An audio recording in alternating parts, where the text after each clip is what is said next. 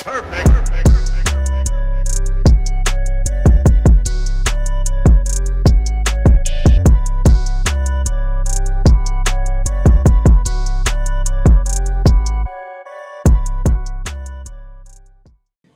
The question is, he's brand new white belt, just started training, about a month, maybe 2 months so far. Okay. Here you talk about timing. In the context of jiu-jitsu, like, what is timing? Why do we use it? What is the importance of it? Just fill in the blanks. Because what happens is if you don't use your timing and the right leverage, you end up using a lot of force to execute technique. Mm-hmm. So what you have to do, for example, the basic Tomonagi we were doing in the advanced, it's just to get the timing of the basic move down, right? You push off the De La Riva as they return, because people that pass guard, especially De La Riva, when they get stretched away from their center and their arms are here, it's not a good position. So naturally the reaction is to scooch back in, right? Back into you. So as you scooch back in, we were kind of teaching scooch the butt forward, pull the sleeves, and then shove them under to catch the timing of their reaction. As Cobrinha says, action reaction. Mm-hmm. You make them you create an action that makes their reaction come back. You use that timing to elevate, and it almost feels effortless for the most part. So you're pushing them to off balance them. And because they feel off balance, they want to get back to their balance point. Yeah. And you're using their own momentum to load them up and tuck their arms. Right, and it can be the same thing for passing. They knee slice, and they turn into you to frame. We do the basic spin drill where you just step over and spin to the back. Mm-hmm. Timing. So you have to practice the techniques over and over, and then once you start getting comfortable with it, it'll start flowing better. Because what happens a lot is guys, when they tend to muscle things, they might get it on smaller guys, but when they come to bigger guys, it's not going to be as easy. Yeah. So you have to use the timing of everything, the leverage of everything,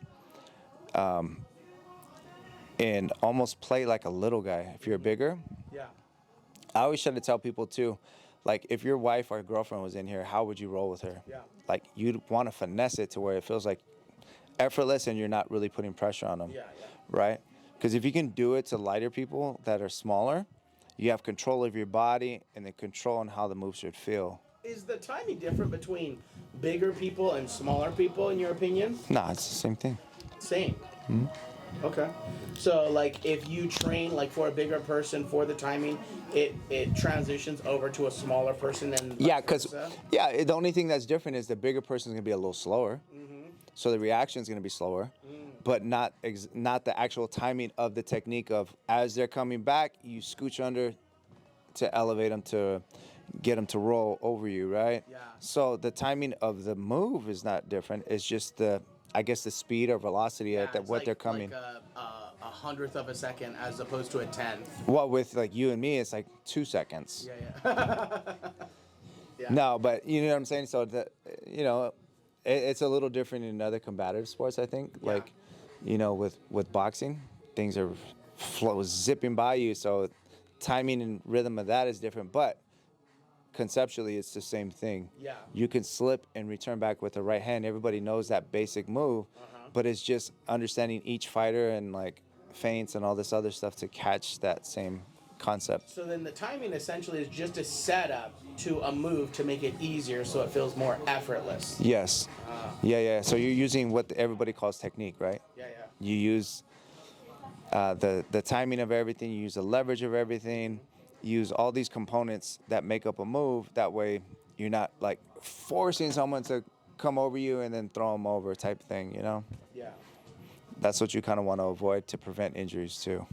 Any other follow-up questions, Mr. Mysterious? Yeah, so I have a question about someone. So say someone is stronger than you. Mm-hmm. How would you go against that? Because I had somebody today that was that was stronger than me. Mm-hmm. And I couldn't get past. Are you talking about me, bro? Oh, was it one of the girls? I mean, I couldn't get past him. It was so like he had all his strength on me. Well, because Frankie's more technical than you.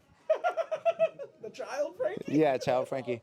No, what it is, it's not that. It depends. Okay, if he's a bigger guy than you, obviously, I mean, there's always someone stronger than you, even for me too. There's like, for example, Worm has strong grips, Aaron has strong grips, Cruz has strong grips. So a lot of times it's like, why fight their strength when I can fight getting small and creating space, depending on the scenario I'm in, right? So it's not about the strength all the time. The strength does help when you're technical first. So you have to be technical and then push your strength behind it, and your leverage, then your strength, then you have a little bit of mix of things, right?